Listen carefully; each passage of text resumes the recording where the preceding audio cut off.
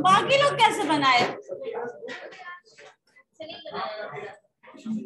मैंने कहा था डेटा कहीं से ले लीजिए, सिंप्लीफाई करना था बस, उसके लिए बुक का जरूरत नहीं है।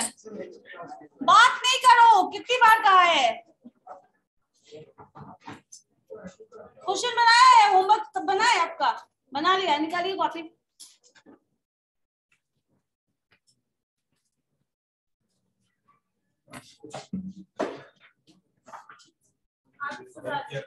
क्लास में कोई बात नहीं।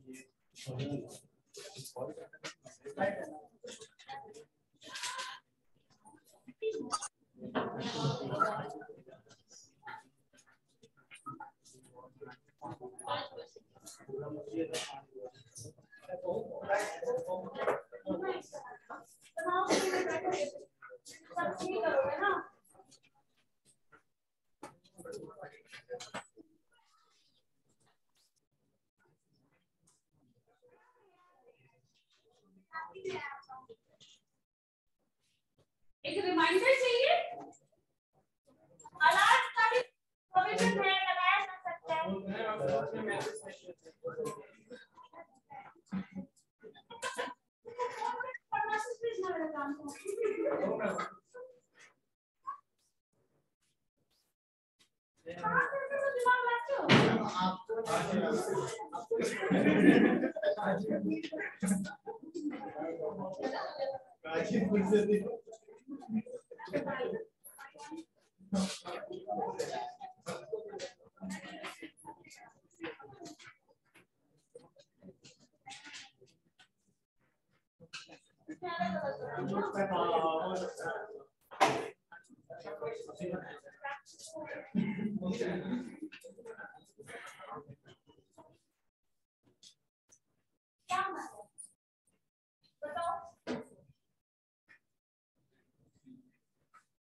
आपकी कॉपी कहाँ है? निकालिए ना तो फिर।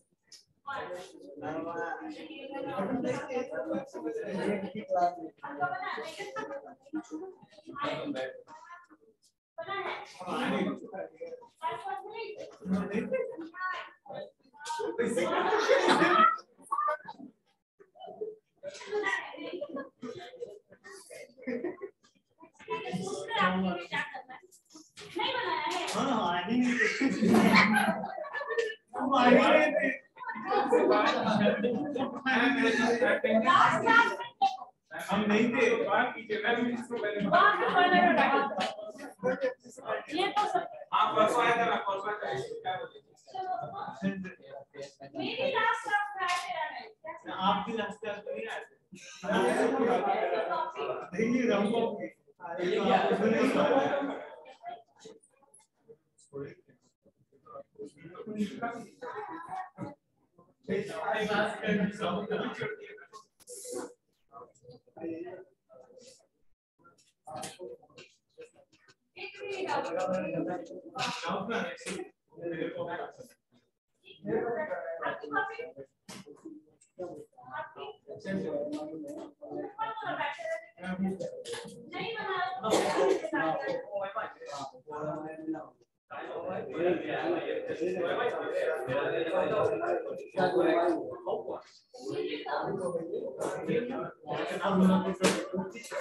नहीं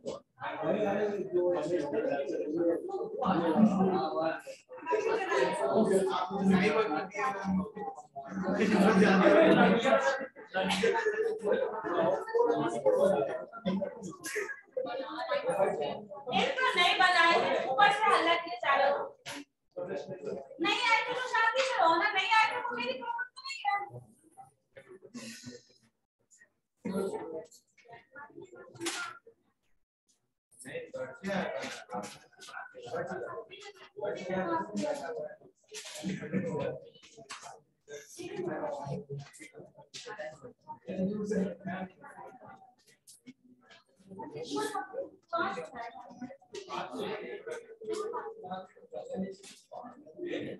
ये दोनों है।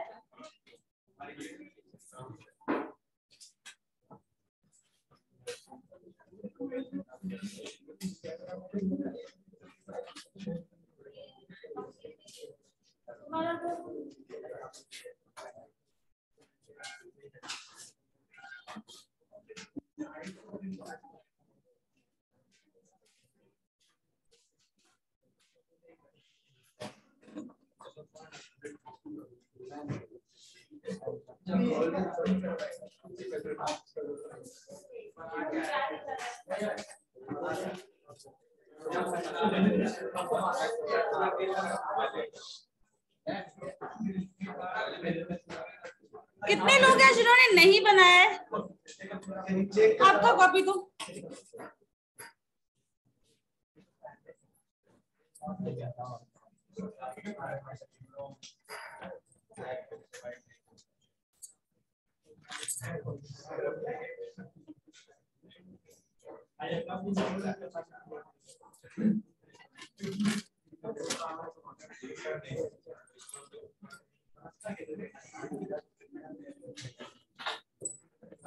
अब एक एक करके तुम बोलो। तुम एब्सेंट है तो नहीं बनाया, ठीक है। आपका क्या था? नोट्स लिख रहे थे, कौन सा? एक काम करना, एक पढ़ना, दूसरा सब्जेक्ट छोड़ दो। उस पेपर में पास तो नहीं होना है ना, उसमें बैक लगा सकते हैं।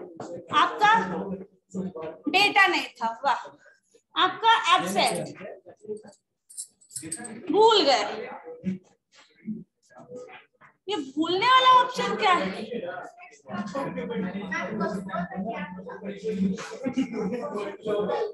कल सुबह तक याद था, उसके बाद का टाइम नहीं मिला।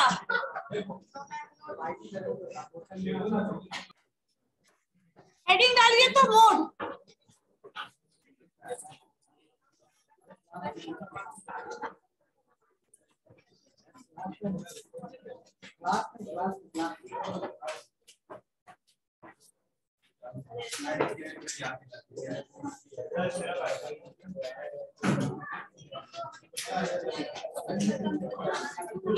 क्या हुआ?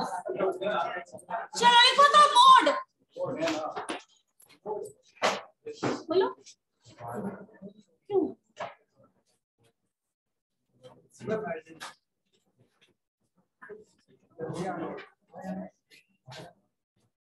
लिखिए मोड, स्पेलिंग पता है ना?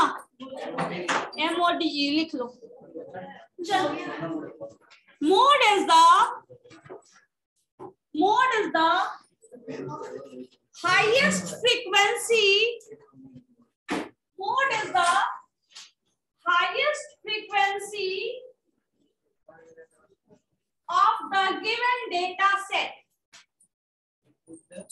Mode is the highest frequency of given data set.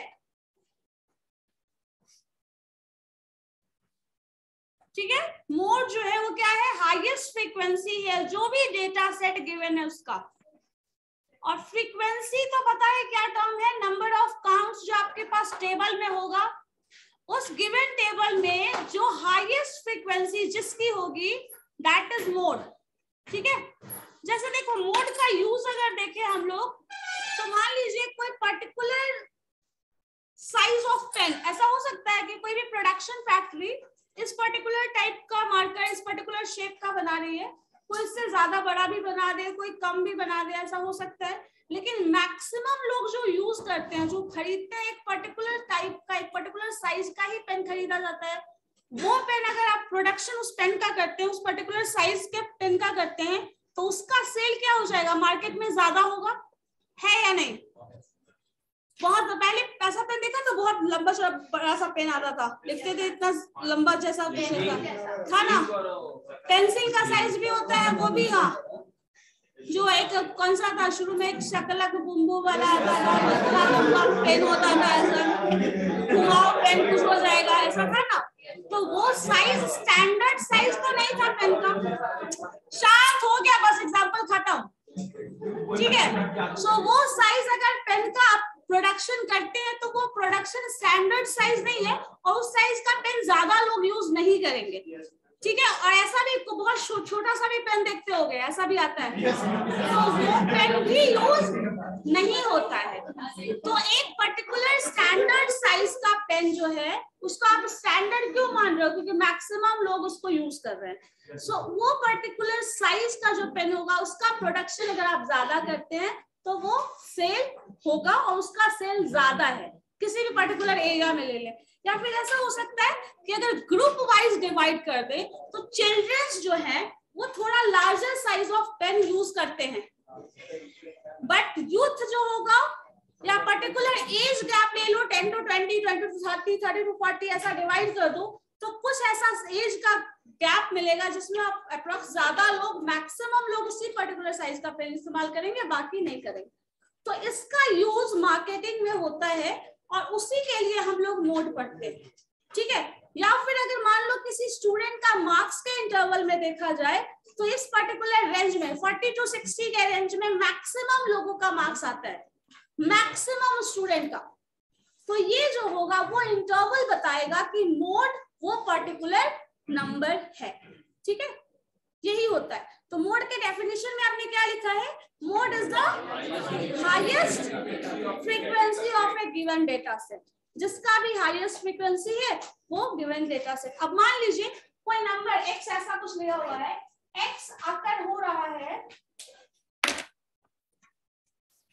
एक ऑब्जर्वेशन का पूरा डेटा सेट x दिया हुआ है, ठीक है। x का वैल्यूज मान लीजिए कुछ है, साइज जो अभी जस्ट हम बता रहे थे, 0 से 10 ईयर के students, 10 to 20, 20 to 30, 30 to 40, 40 to 50, generally ये लेते हैं ग्रुप, जिसमें ये पर्टिकुलर मान लीजिए कोई पेन है जिसकी फ्रीक्वेंसी है, यहाँ पे हो सकता है पेन बहुत लोग यूज ना करें, तो कुछ नंबर कम होगा, मान लो 50 के अराउंड ले लेते हैं। ये मान लीजिए इससे ज्यादा होगा, 150 के अराउंड ले सकते हैं, हो सकता है। ये लोग अगर स्टडी एरिया में है तो इसका भी क्या हो जाएगा, 250 मान सकते हो। यहाँ से फिर वो क्या हो जाएगा, डिटोरिएट होना शुरू हो जाएगा। तो मान लीजिए around 200 and this is around 100, हो सकता है। अगर स्टडी जैसे इस रेंज में देखो, मैक्सिमम स्टूडेंट और वर्किंग लोग आ जाते हैं, जिसमें ज्यादा यूज करेंगे, पेन की ही बात कर रहे हैं, हो सकता है। तो ये जो है फ्रीक्वेंसी, इसका जो ये जो पॉइंट होगा, ये हाईएस्ट मोड आ रहा है, तो इसका जो हाईएस्ट फ्रीक्वेंसी है तो ये मोड होगा। लेकिन ये टर्म तब पॉसिबल है जब इसमें ये इंफॉर्मेशन ना हो। मान लो ये वाला टर्म क्लास इंटरवल नहीं अगर होता है, तो मोड का जो वैल्यू होता है ये वैल्यू आ जाएगा, हाईएस्ट फ्रीक्वेंसी इसकी है, बट ये तब पॉसिबल है जब क्लास इंटरवल गिवन ना हो।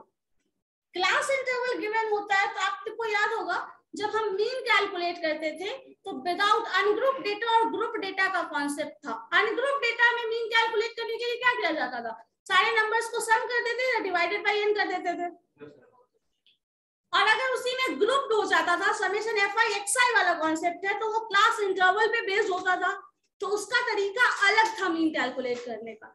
मीडियन में भी पढ़ा है, ऑड नंबर या इवन नंबर है तो डिवीजन अलग होता था, क्लास इंटरवल बेस्ड होता था तो तरीका बदल जाता है ऐसा। सो डिफरेंट फॉर्मूलाज हम यूज करते थे। तो मोड के केस में अगर given numbers, these are the x, these are the f, इसको सॉल्व करने का जरूरत नहीं है। अगर ऐसा डेटा गिवन है तो मोडल वैल्यू, मोड क्या है पूछा जाएगा, then the answer is 250 without any calculation. सिर्फ आपको क्या बताना है, 250 इज द मोडल वैल्यू। मतलब आप डायरेक्टली लिख देंगे MO जो है दैट इज 250, बस खत्म कहानी। ठीक है, इसको सॉल्व नहीं करना, इसको पेन पेपर का यूज ही नहीं करना। अगर x और f का डेटा दिया है तो मैक्सिमम फ्रीक्वेंसी जिसके दिख जाए दैट इज मोड, खत्म। ठीक है, 250 मैक्सिमम फ्रीक्वेंसी x, ये वैल्यूज आप बोल देंगे। ठीक है, x अगर इन टर्म्स ऑफ x कौन सा नंबर, कौन सा एज है जो ज्यादा यूज कर रहा है, तो x का वैल्यू जो होगा x इज इक्वल टू 30, ये जो है वो मोड हो जाएगा। जिसकी मैक्सिमम फ्रीक्वेंसी है, ये वैल्यू मैक्सिमम फ्रीक्वेंसी होगी, मैक्सिमम फ्रीक्वेंसी इसको लिखोगे और इसका जो वैल्यू है x का वो 30 एज, मतलब at the age of 30 maximum लोग पेन यूज कर रहे हैं, ये टर्म आ जाएगा। ठीक है, अगर इसी में अब क्लास इंटरवल हो जाए, जो कि अभी जस्ट इसके पहले जो हम डेटा सेट लिख रहे थे, तब तरीका बदल जाएगा मोड कैलकुलेट करने का। ठीक है, सो मोड में पहले आप लिख रहे हो, इसका एक एग्जांपल डाल दीजिए, x सेट f लिख लीजिए ये एग्जांपल, और without any calculation the mode is x का वैल्यू बताओगे, मैक्सिमम फ्रीक्वेंसी किसकी है 30 की, तो 30 इज द मोड। ठीक है, लिख लो इस चीज को। क्या हुआ, किस चीज को नहीं लिखे हो पेज में, जिसका frequency, this is frequency, this is observation. 10 साल के बच्चे हैं, कितना पेन इस्तेमाल करते हैं वो दिया है, this is the age of person, this is the pen used by them, so this is 50 pen use करते हैं जो हमारे पास गिवन सेट डेटा है। मान लीजिए एक पर्टिकुलर एरिया का हम डेटा कलेक्ट कर रहे हैं, अकॉर्डिंग टू दैट 10 स्टूडेंट्स है, 10 इयर्स के बच्चे, एज पर्टिकुलर ले लो, 10 इयर्स के बच्चे जितने भी है नहीं पता, वो 50% है जो कि पेन यूज कर रहा है, 20 इयर्स के 150 पेन यूज कर रहे हैं, 30 इयर्स के 250 यूज कर रहे हैं, 40 इयर्स के 200, 50 इयर्स के 200 जो है। तो इसमें कौन सा ग्रुप है जो मैक्सिमम पेन यूज कर रहा है, कौन सा ग्रुप है, 30 वाला जो रेंज है वो ज्यादा यूज कर रहा है, सो ये जो होगा वो मोड हो जाएगा। ठीक है, बस इतना ही। So mode is the, define करोगे लैंग्वेज में क्या बोलोगे,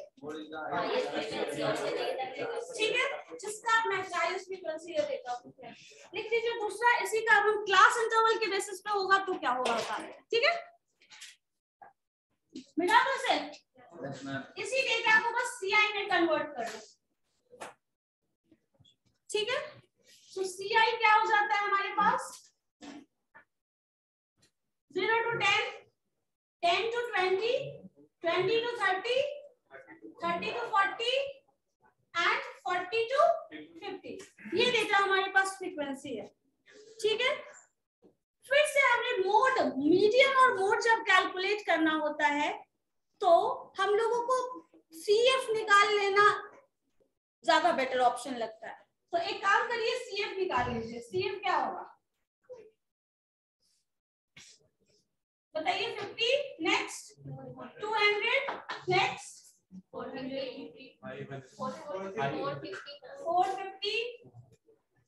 नेक्स्ट 650, नेक्स्ट वो बना लिख सकते हैं। मोड का फॉर्मूला याद है क्या किसी को? नहीं पढ़े थे ना,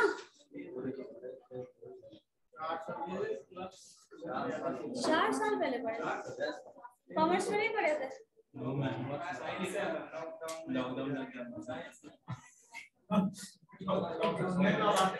किसी को पता है मोड का फॉर्मूला? एनीवन जो बता सकता है?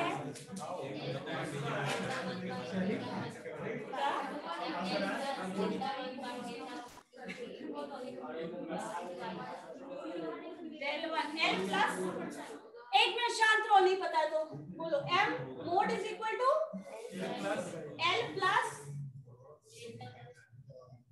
del 1, ओके, बाय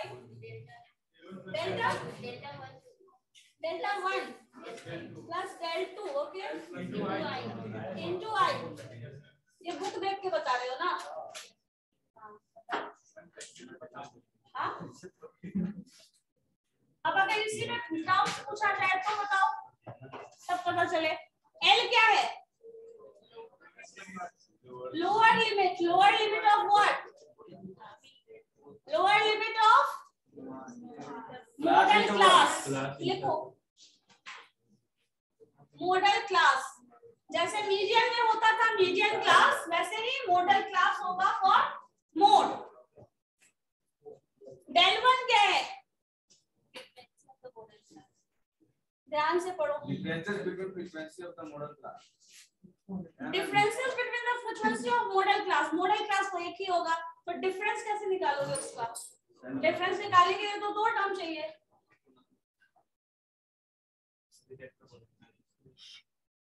बताइए जरा। Pre model class and model class. Sure हो? डेल वन ही है वो, चेक करके ही बताओ क्या है। वही तो नहीं है, पहले आप कुछ और बोल रहे थे।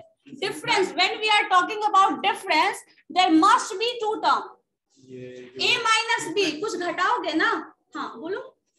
फ्रीक्वेंसी ऑफ प्रीवियस, उसके पहले वाले difference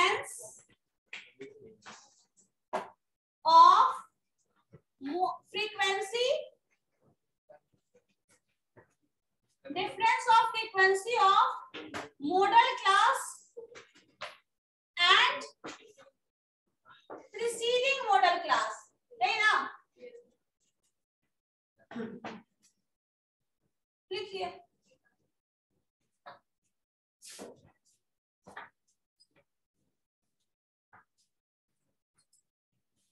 Difference of frequency of model class and preceding model class, ठीक है? दूसरे केस में क्या बोला जा रहा है? डेल टू क्या है? Del two difference of modal class and post modal class. घटाओगे हमेशा मॉडल क्लास से, क्योंकि हाईएस्ट यही होता है। और डिफरेंस लिख ही देते हैं। मैम इसका सेकंड सीक्वेंस बताइए ना। मैम इसका सेकंड फार्मूला बताइए। Difference of the frequency of model class and succeeding model class.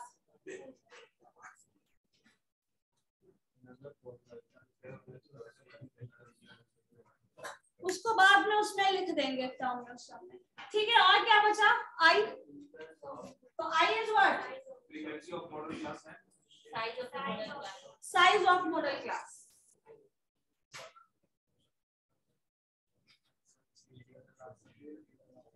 ठीक है? यही है ना फॉर्मूला, और कुछ मिसिंग तो है नहीं।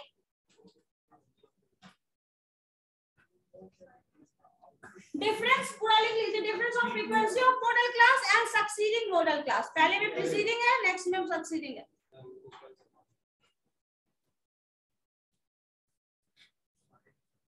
इसके पहले मोड में एक टर्म और लिख लीजिए। मोड लिखने के बाद, डेफिनेशन के बाद, mode can never be negative and never be in fraction or decimal.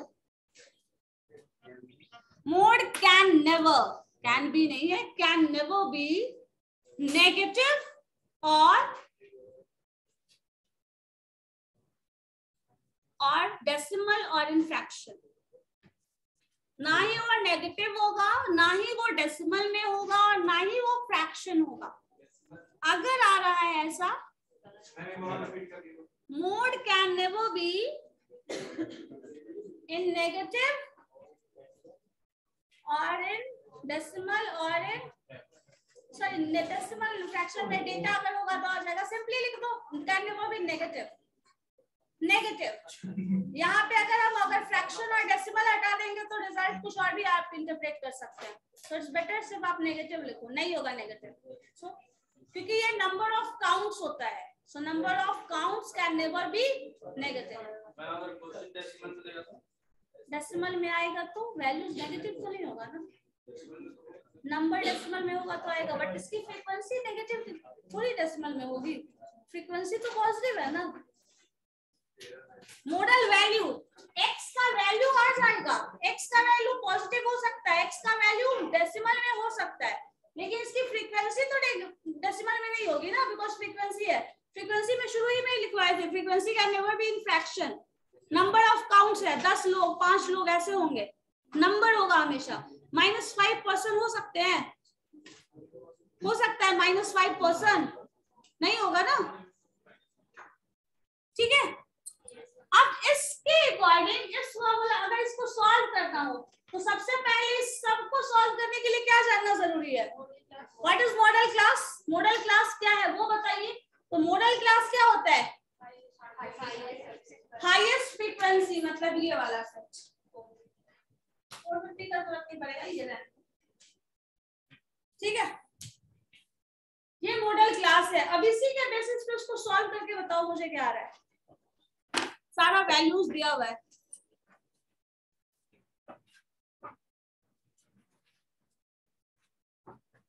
क्या करती हो?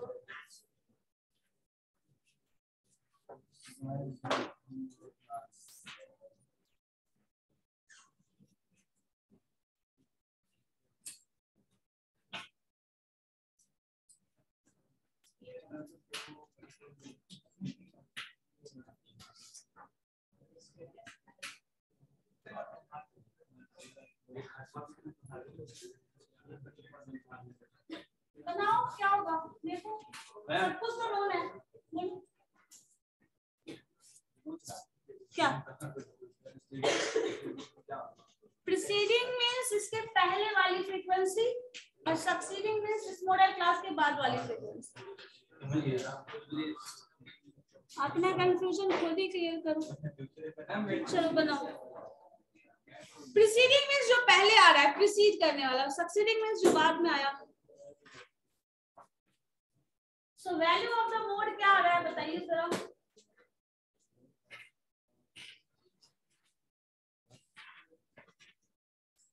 लोअर लिमिट जो है वो वही रहेगा, बताओ क्या हुआ? कोई ऐसा टर्म जो है जो नहीं समझ में आ रहा है तो बोलो, सब कुछ कैलकुलेट करना है। मॉडल क्लास बता दिया गया है, मॉडल क्लास में लिख ही लेना है यहाँ पे, ये मॉडल क्लास है।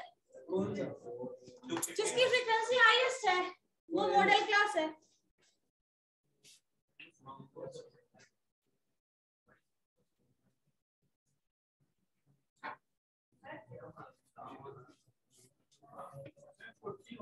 फोर्टी मोड आ रहा है।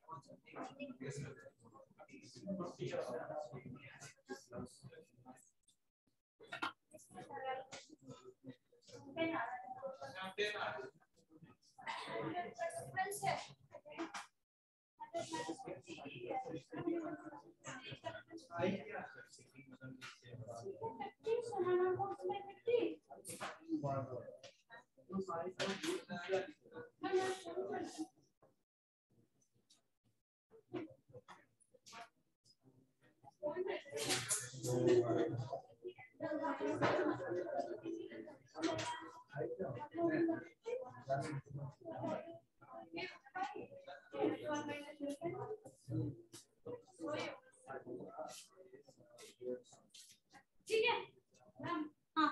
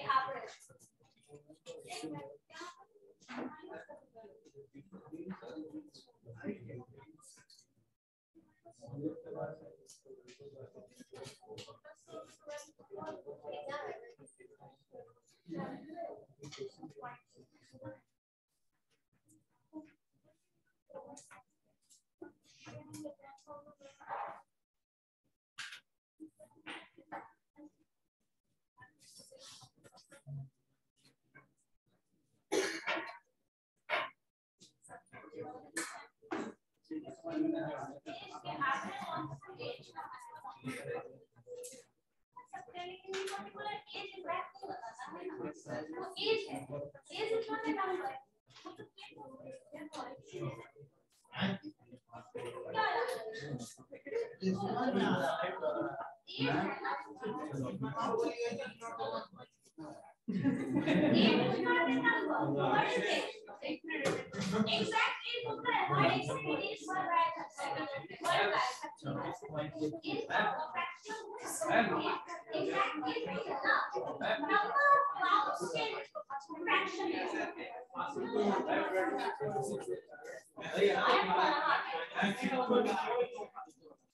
अगर एक काम और करो, इसी डेटा का मीडियन कैलकुलेट करो।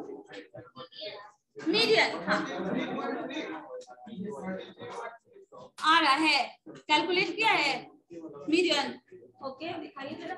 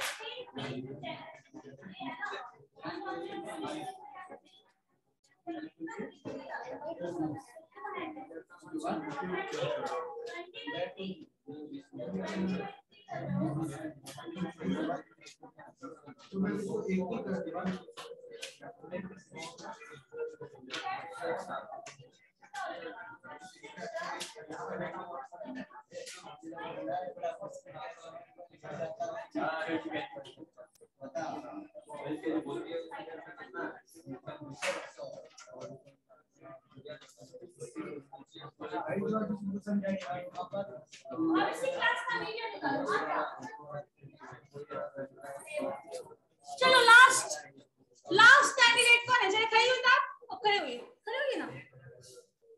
देखो जो जो लिखा है वो बताओ। एल क्या है? मॉडल क्लास का लोअर लिमिट क्या है बताओ? शांत रहो एक मिनट, बताओ। इस क्लास का सबसे ये लिमिट है, लोएस्ट कौन सा है? 20 लिख रहे हैं यहाँ पे, ठीक है। प्लस साइन लिख दें। ये जो है del 1 that is difference of frequency of modal class preceding model class. मतलब ये 250 मॉडल क्लास है, मॉडल क्लास की फ्रीक्वेंसी है, इसमें से ये घटाना है, कितना आएगा? 100। तो यहाँ 100 लिख दे रहे हैं, डिवाइडेड बाय del 1, फिर से जो ऊपर एक del 1 का वही है, यहाँ पे 100 लिख दे, प्लस del 2 क्या बताना है? Difference of frequency of modal class और सक्सीडिंग मॉडल क्लास। प्रीसीडिंग बोलेगा तो इसके जस्ट पहले जाओगे, सक्सीडिंग बोलेगा तो इसके जस्ट बाद। कितना है? 200 और 250, डिफरेंस कितना होगा? सब लोग बोल रहे हैं तो बोल दिए 50। इसके बाद क्या बोला जा रहा है? आई साइज ऑफ मॉडल क्लास, इन दोनों का डिफरेंस 10, ठीक है। तो 20 as it is प्लस इसको अगर करोगे तो क्या हो जाएगा? ये 150, यहाँ पे क्या आ जाएगा? 100 by 150 into 10, यही है ना? ठीक है, 0 कैंसिल 2 3, तो क्या हो जाएगा? 20/3। so 20/3 कैलकुलेट करोगे तो 6.67 और ये 20, so 20 plus 6.67 is equal to 26.67। 27, ठीक है।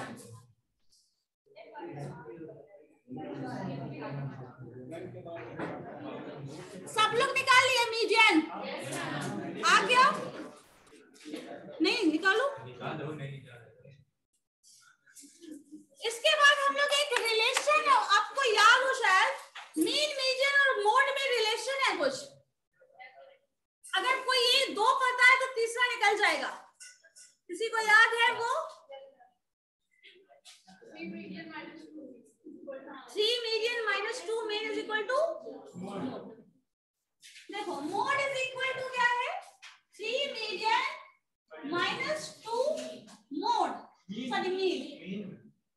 ठीक है, अब आपको यहाँ क्या नहीं पता है, बैठ जाओ, क्या नहीं पता है? मीडियन अभी कैलकुलेट करवाए थे, मोड कैलकुलेट कर चुके हैं, तो मीन मिल जाएगा।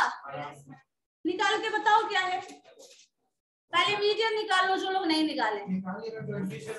27, ठीक है, तो मोड निकालो, सॉरी मीन निकालो।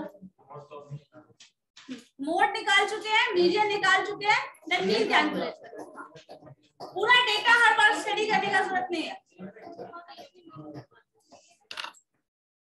ठीक है। मीडियन निकाल लिया,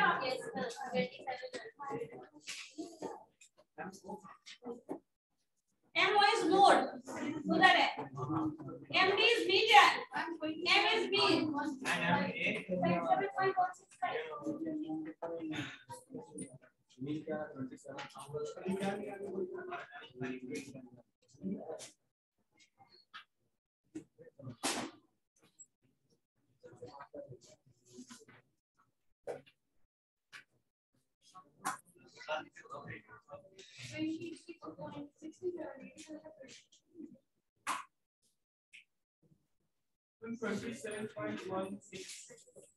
27.16, ठीक है। अराउंड सब कुछ मीन मीडियन मोड सब आसपास आ रहा है, मतलब डेटा का जो वैल्यू है कहीं ना कहीं किसी पर्टिकुलर पॉइंट पे ज्यादा कॉन्सेंट्रेट कर रहा है, ठीक है। ये चीज भी एक कंक्लूजन निकाल सकते हैं। अगर बहुत ज्यादा डिफरेंट आता है तो डेटा बहुत ज्यादा वेरिएशन बहुत ज्यादा है डेटा में, और सब अगर एक जैसा आ रहा है तो डेटा किसी पर्टिकुलर पॉइंट पे ज्यादा कॉन्सेंट्रेटेड है, मतलब जो रिजल्ट आएगा दैट इज रिलायबल, सिमिलरिटी ज्यादा है डेटा में, ये मतलब हुआ इसका, ठीक है। सो अगर इस फॉर्मूला से मीन मीडियन मोड तीनों ही आ गए आपके पास, दो कैलकुलेट करना है। किसी भी क्वेश्चन में एग्जाम में भी अगर क्वेश्चन पूछा जाता है तो मीन और मीडियन कैलकुलेट कर लो, मोड निकाल लो, या फिर जो भी लगता है आसान, मोड या मीडियन कैलकुलेट कर लीजिए, मीन निकाल लीजिए, ठीक है। मीन या मीडियन कैलकुलेट कर लो, मोड निकाल लो, मीन और मोड निकाल लो, उससे मीडियन कैलकुलेट कर लो। कोई दो डेटा को आप डीपली स्टडी करना, थर्ड निकल जाएगा विद दैट फॉर्मूला, ठीक है। कभी भी तीनों डेटा पूरा कैलकुलेशन करने की जरूरत नहीं है, ठीक है। बस ये चीज दिमाग में रखिएगा। और अगर यहाँ पे लास्ट में इंटरप्रिटेशन ऑफ डेटा डाल दीजिएगा, अगर तीनों वैल्यूज सिमिलर आ रहा है, 26 पॉइंट समथिंग आया ना, क्या क्या आया बताओ वैल्यूज? मोड तो आया है 26.67, median is 27 exact, and mean is 27.165। देखो अप्रॉक्स सब कुछ एग्जैक्टली अप्रॉक्स सिमिलर है ना। एक 27 है, एक टेंडिंग टू 27 है, और एक 27 से थोड़ा सा एक्सीड कर रहा है ना। तो तीनों के कॉम्बिनेशन अगर देखा जाए, इससे ये कंक्लूजन निकलता है डेटा में सिमिलरिटी ज्यादा है। जैसे कभी कभी ये होता है ना, सिमिलरिटी ज्यादा कहने का मतलब ये है कि सबका, अगर एग्जाम का बात कर रहे हैं तो सबका एग्जाम में रिजल्ट ज्यादातर एक जैसा आया है, अच्छा आया है, ज्यादा लोगों का खराब आया है, ये केस हो गया। अगर किसी का बहुत कम आया है, किसी का बहुत ज्यादा आया है, तो उसमें डेटा में वेरिएशन ज्यादा कहा जाएगा। लेकिन अगर मीन मीडियन मोड सब आसपास ही है, मतलब डेटा में सिमिलरिटी ज्यादा है। अगर अच्छा रिजल्ट आया है तो सबका ही, ऑलमोस्ट सबका ही अच्छा आया है, अगर बुरा आया है तो सबका ही बुरा आया है, ये कंडीशन है, ठीक है। तो यहाँ पे आप कभी भी जब डेटा का वैल्यू एनालाइज करेंगे तो लास्ट में एक इंटरप्रिटेशन में एक स्टेटमेंट डाल देंगे, कंक्लूजिंग स्टेटमेंट, कि मीन मीडियन मोड चूंकि नियर अबाउट है, मैंने कहा ना 20 मोड टेंड कर रहा है, 26.67 टेंडिंग टू 27, और 27 एक एग्जैक्ट आ रहा है, और दूसरा जो है वो 27 से थोड़ा सा एक्सीड कर रहा है, यही है ना। तो एग्जैक्टली आसपास 27 के आसपास सब कुछ है। तो ये चीज मान लीजिए कि डेटा बहुत सिमिलर है, तीनों ही में ज्यादा वेरिएशन नहीं है, मतलब ऑब्जर्वेशन जो आपने निकाला था वो अराउंड 27 है, दैट्स इट, ठीक है। सो मीन मीडियन मोड में हमें यही पढ़ना था। मीन से क्या कैलकुलेट निकालना है, जहां हमारे डिफरेंट डिफरेंट वैल्यूज है वो मीडियन हमें मिड पॉइंट बताएगा, जिससे हमें टू द राइट और टू द लेफ्ट वेरिएशन क्या है वो देखेंगे। और मोड क्या बताता है, जो वैल्यू हाईएस्ट फ्रीक्वेंसी को अकर कर रही है वो। मतलब ये कहा जा सकता है 26.67 मतलब अराउंड 27 जिसका एज है वो ज्यादा लोग पेन यूज करते हैं अकॉर्डिंग टू दिस डेटा। ठीक है, 26.67 मतलब 26 से ज्यादा जिनका एज है और 27 से कम, ये एज हो सकता है ना। एग्जैक्ट 26 और एग्जैक्ट 27 एज तो नहीं होता, बीच में भी एज हो सकता है, हर दिन इंक्रीज कर रहा है एज, तो फिक्स एज तो है नहीं। सो इस एज के लोग ज्यादा पेन यूज कर रहे हैं, बस ये मतलब हुआ। ठीक है, क्लियर है? कभी अभी भी कोई कंफ्यूजन है तो बताओ किसी भी पॉइंट पे। और यही सिमिलरिटी चेक करने के लिए सेंट्रल टेंडेंसी हम पढ़ रहे थे, जो कि यहाँ पे सिमिलर है भी। ऐसा जरूरी नहीं है हर डेटा में ऐसा आ जाए, ऐसा जरूरी नहीं है हर डेटा का आंसर इस तरह का हो। ऐसा हो सकता है किसी का मीन ज्यादा हो, किसी का मोड कम हो, ऐसा कुछ हो सकता है। ठीक है, एग्जैक्ट हमेशा ऐसा आ जाए ऐसा जरूरी नहीं, बट अगर ऐसा आता है तो लकीली वो डेटा माना जाएगा ज्यादा सिमिलर है, जो आपके इंटरप्रिटेशन के लिए, आपके सॉल्यूशन के लिए, आपके एनालिसिस के लिए कहीं ना कहीं हेल्पफुल होगा। अगर ऐसा नहीं है तो बहुत सारा रीजन, बहुत सारा फैक्टर्स होगा जो उसको अफेक्ट कर रहा है। ठीक है, लेकिन यहाँ पे बहुत सारे फैक्टर्स का इफेक्ट कम है, that's why the data are similar we can say. ठीक है, क्लियर है ये बात, समझ रहे हो? क्योंकि इंटरप्रिटेशन बहुत ज्यादा इंपॉर्टेंट है। कभी भी किसी स्टैटिस्टिकल एनालिसिस में जो भी आप डेटा एनालिसिस करते हैं, उस रिजल्ट को एनालाइज करके उसको लैंग्वेज में एक्सप्रेस करना ही बहुत सबसे इंपॉर्टेंट पार्ट है। मैथमेटिकल कैलकुलेशन कर लिया जाता है, लेकिन इस कंक्लूजन के बेसिस पे क्या हम रिजल्ट बता सकते हैं, उसके बेसिस पे फर्दर क्या प्रोग्रामिंग कर सकते हैं, वो इस कंक्लूजन पे ही डिपेंड करेगा। ठीक है, सो कैलकुलेशन करना ही काम नहीं है, लास्ट में कंक्लूजन देना और उसका इंटरप्रिटेशन देना ही हमारा काम, जो नॉन मैथमेटिकल पर्सन को समझ में आएगा। आप मीन मीडियन मोड कैलकुलेट करके दे दो, हो सकता है किसी को समझ में ना आए, तो you have to explain that in words कि इसका रिजल्ट का मतलब क्या है। ठीक है, तो अल्टीमेटली लास्ट में आप इस डेटा के लिए क्या किए हो, मीन भी कैलकुलेट किए हो, मीडियन भी कैलकुलेट किए हो और मोड भी कैलकुलेट किए हो, तो लास्ट में आप ये एक्सप्लेनेशन डाल दो यहाँ पे। ठीक है, लिख दीजिए कंक्लूजन या इंटरप्रिटेशन करके, क्या हो जाएगा। अभी इतना लंबा चौड़ा तो हम बोल दिए, दोनों लिख सकते हैं। कंक्लूजन लिखो, इंटरप्रिटेशन एक थोड़ा हायर लेवल टर्म हो जाता है, कंक्लूजन लिखो। Since all the central tendencies, that is mean, median, mode are nearly about 27, since all the central tendencies, that is mean, median, mode are around 27, then it can be concluded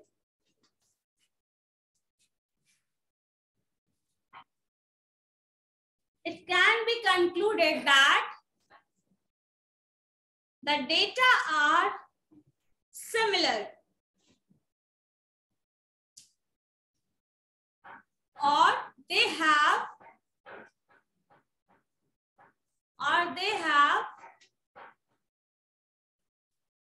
the tendency to concentrate, and they have the tendency to concentrate at single point 27.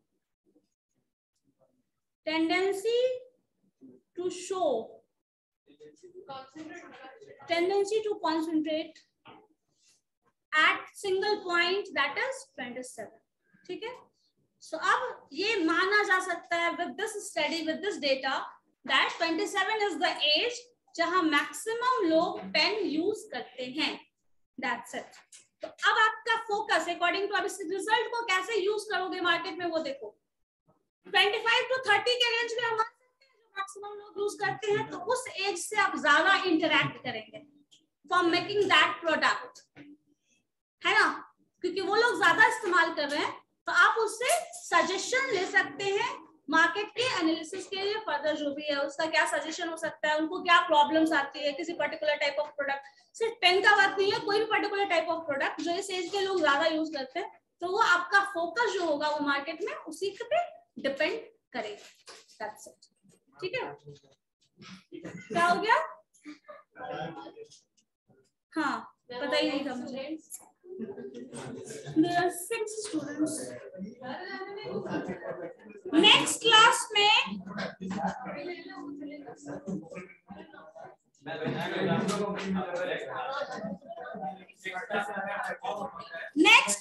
हम लोग major of dispersion पढ़ेंगे। ठीक है, major of dispersion लिख लो topic. Measure of dispersion topic डाल लीजिए, कोशिश करिएगा पढ़ के आए।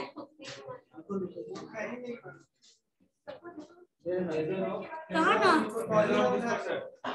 अभी ले लो। Measure of dispersion,